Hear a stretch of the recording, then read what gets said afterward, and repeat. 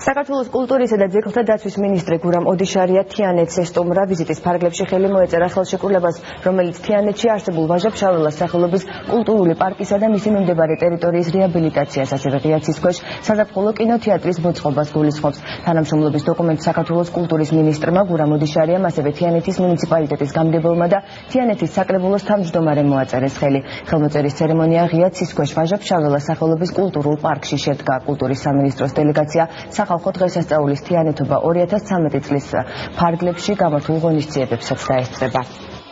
ეს მართლა შესანიშნავი დღესასწაულია, მას ადრე ჰქონდა ტრადიციები, მაგრამ ახლა 5 წელია ზედიზედ არ იკარგება ეს დინამიკა და წლიდან წლამდე კიდევ უფრო საინტერესო გახდება. ჩვენ კულტურის სამინისტრომ გამგეობასთან და საკრებულოსთან ერთად გადავწყვიტეთ, რომ მივხედოთ ამ პარკს, რითაც ამაყობენ თიანეთელები და არა მარტო თიანეთელები. დღეს მე მიხარია, რომ თიანელი ძალიან ბევრი სტუმარი ყავთ და საქართველოს მთავრობა, საქართველოს პარლამენტი ერთიანია თიანეთის პრობლემების გასწრებაში. თიანეთი არის ერთ-ერთი ჩამორჩენილი რაიონი საქართველოსი და მას ძალიან დიდი მხარდაჭერა დაჭირდება იმისათვის, რომ ჩამორჩენილობა დაძლიოს და ექცეს თანაბარი ინფრასტრუქტურის თანაბარი მდგომარეობა, თანაბარი შესაძლებლობების მქონე რაიონად.